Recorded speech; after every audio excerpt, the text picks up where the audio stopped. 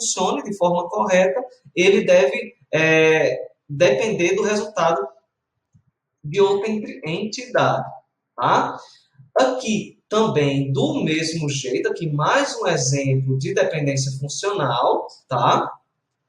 Agora, ele tem muita relação também aqui com a questão da quantidade e da nota fiscal, tá certo? Que, por exemplo, para a nota fiscal de número 1, foi comprado um PC, uma impressora, tá certo?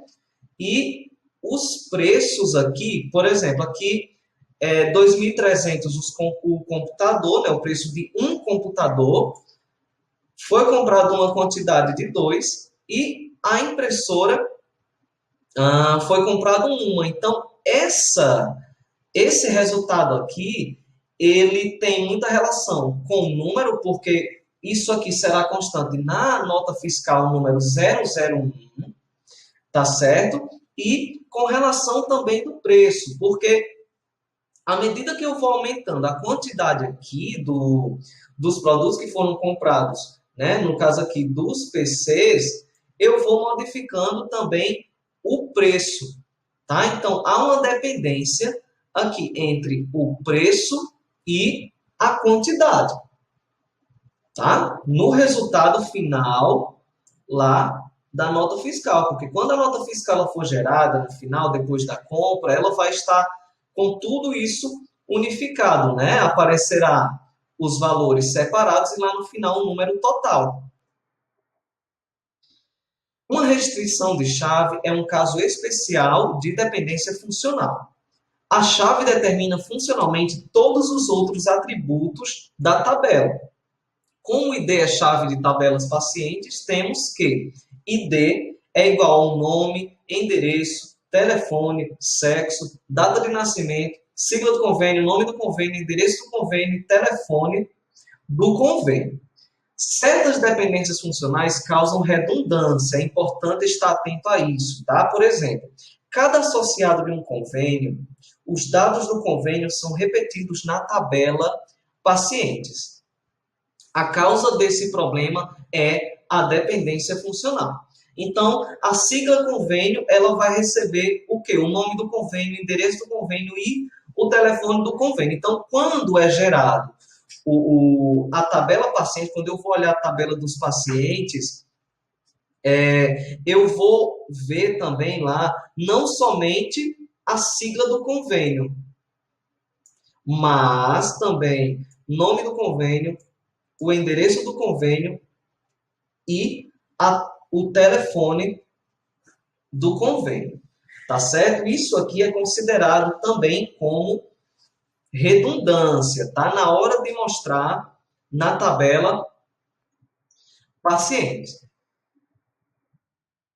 O objetivo do projeto de um banco de dados relacional é gerar um conjunto de esquemas de relações que permitam armazenar informações sem redundância necessária. Como eu falei, né, que na tabela pacientes, quando eu for gerar quando eu for mostrar a minha tabela paciente, também aparecerá aqueles dados do convênio. Só que uma redução é uma redundância necessária, tá? Eu vou desafogar os campos de digitação, tá? Tirar também, minimizar pelo menos, a possibilidade de redigitação e de inconsistência de dados, tá? E é importante ver dentro da tabela de pacientes, claro, todas as informações do convênio também. Né? Gerar um conjunto de esquema de relações que permitam armazenar informações sem redundância desnecessária. Aquela redundância gerada, ela é necessária. Recuperar informações facilmente. Que isso aqui é o quê? Isso aqui foi o que nós resolvemos, tá? Do caso lá dos pacientes. Então, para chegar até a normalização, nós precisamos seguir 3 passos principais, tá? É, é um modelo de base de dados, a normalização, ela é um modelo de base de dados que respeita os princípios estipulados até a terceira forma normal, tá? Terceira FN, primeira FN, segunda FN, tá? São as siglas para designar as formas normais. É importante lembrar que para que uma forma normal chegue a si mesma, por exemplo, para chegar até a segunda forma normal, é importante que esteja primeiro na forma normal, na primeira forma normal. Para chegar à segunda forma normal, é importante que, para chegar à terceira forma normal, na verdade, é importante que esteja também na segunda forma normal. Então, é algo linear, tá? Para chegar a um, é importante chegar a outro. Existem também outras três formas normais, tá? Mas nós não veremos aqui nesse nosso curso, tá certo? Nessa nossa divisão em módulos, porque não são tão utilizados, tá? E as três formas normais, essas três aqui que serão vistas, elas conseguem dar conta do recado, tá? Então, normalização é um conjunto de regras que ajudam na definição de banco de dados que não contenham redundâncias desnecessárias e que permitam fácil acesso às informações. É um método que permite identificar a existência de problemas, anomalias, num projeto de um banco de dados relacional. Converte progressivamente uma tabela em tabelas de grau e cardinalidade menores até que pouca ou nenhuma redundância de dados exista. Há diferentes níveis de normalização de acordo com as condições atendidas. Não necessariamente para que a minha tabela ela esteja plenamente normalizada, eu não necessariamente eu preciso chegar até a terceira forma normal, tá? Eu posso ter a minha tabela normalizada já na segunda forma, tá certo? Tudo depende também do tamanho, da situação, enfim. A hierarquia entre as formas normais indica que uma tabela só pode estar, o que eu falei aqui no slide anterior, né?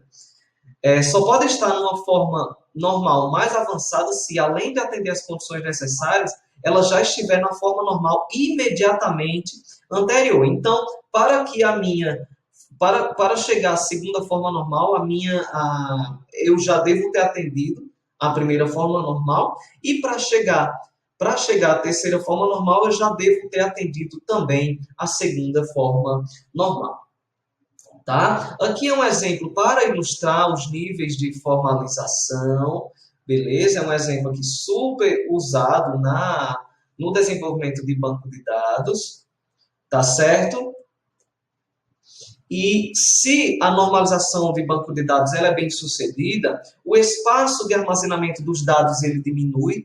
Algo que eu acho importante trazer aqui para cá é quando vocês pensaram nos projetos, tem alguns projetos dessa turma que eles eram para instituições bem simples, né, como o Mercadinho, tá? E outras situações. Muitas vezes esses locais eles se utilizam apenas de um computador, algo muito simples. Então, é importante pensar no armazenamento. Tá? Então, quando eu venho normalizar o meu banco de dados, eu venho também retirando as arestas, eu vou mexer também no armazenamento do banco de dados. Tá? Porque eu vou tirar algumas coisas, alguns dados que eu não preciso que eles sejam repetidos em tantas tabelas. Né? A tabela ela pode ser atualizada com maior eficiência, tá? E a descrição do banco de dados ela será imediata. Me utilizando da normalização, quando eu olho para um banco de dados, eu já tenho acesso às informações mais necessárias para aquele momento. Então, é importante olhar para a normalização com muito carinho, porque ela vai ser um grande aliado, né, no desenvolvimento dos bancos de dados. A finalidade das regras de normalização é evitar anomalias de atualização no banco de dados. Né? Como eu já trouxe anteriormente, quando nós olhamos os problemas do banco de dados, né? Anomalias de inserção, né? Evitar a repetição desnecessárias de dados, redundância. Anomalias de alteração, evitar inconsistências e reduzir o esforço para a atualização dos dados. E anomalias de exclusão, evitar a perda de informações associadas a um dado registro, né? Então, visto tudo isso, na próxima aula nós vamos ver as 3 formas normais que serão utilizadas para as nossas próximas aulas. Tá certo? Então, bons estudos para vocês e até a próxima aula.